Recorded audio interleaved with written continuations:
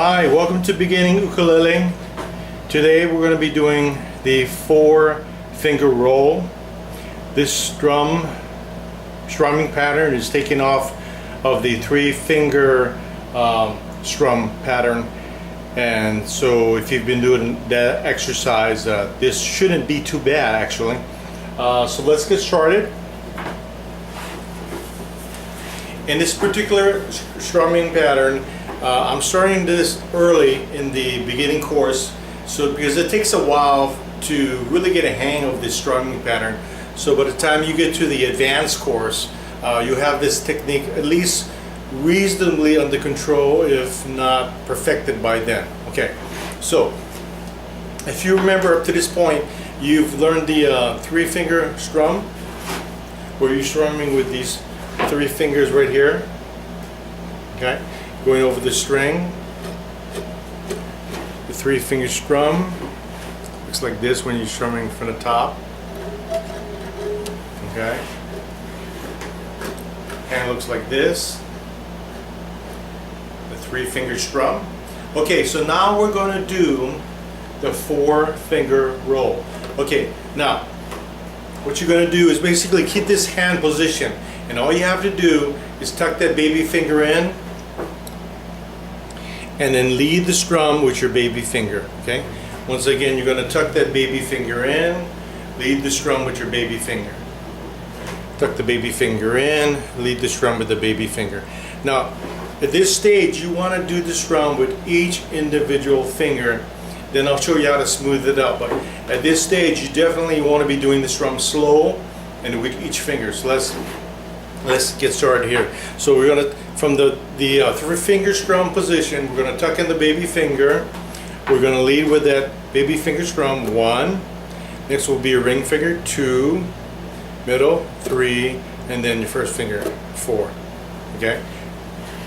Once again, from the 3-finger strum position, tuck in that baby finger, 1, 2, 3, and 4. Okay?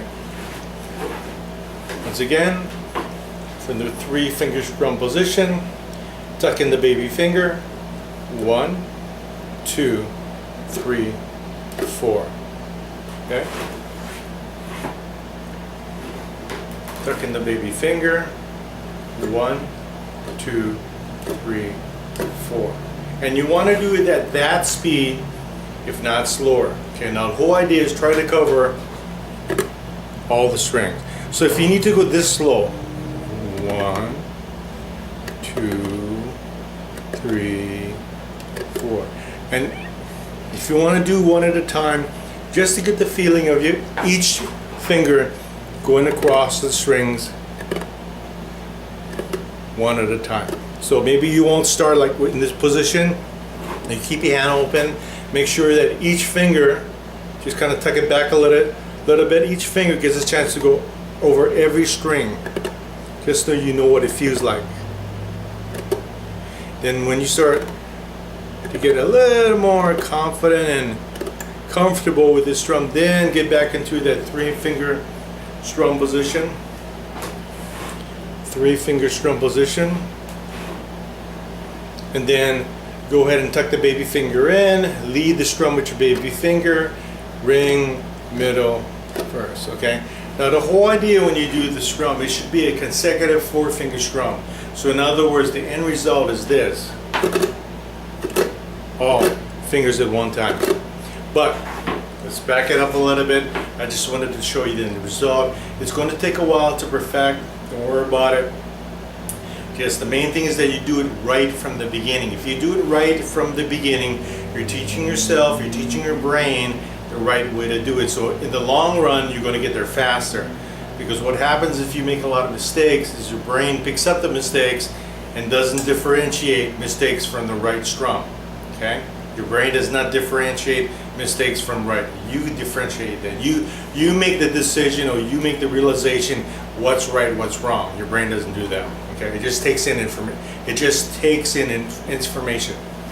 So once again, baby finger, ring, middle, first. Now, I don't recommend this, but if you get frustrated with this particular strum, just to help you out a little bit, just to maybe help you to get a little more comfortable, what you can do is you just kind of curve all fingers in like this. Looks like this. Curve all fingers in like this. See how it's curved like that? Okay. You curve all fingers in like that. Okay. Curve all fingers in like that, and then you're gonna strum with this position. So you're gonna go down and like a half moon. You see that kind of like a half moon formation. You're gonna go over the strings. Okay. I don't recommend this doing a lot for like extended periods. Just to give you an idea on how it might sound. Okay. Then you go back once you got the idea. Okay, now I get the idea how every finger has to go over the strings. Then you go back to the same technique of the 3-finger strum. Tuck in the baby finger, lead, next, next, next, lead, next, next, next, lead, next, next, next, baby finger, come in, lead, next, next, next, baby finger, come in, lead, next, next, next. Okay, and once again, the whole technique of this is to tuck it in, and it's just one stroke. So if I were to hold a C chord,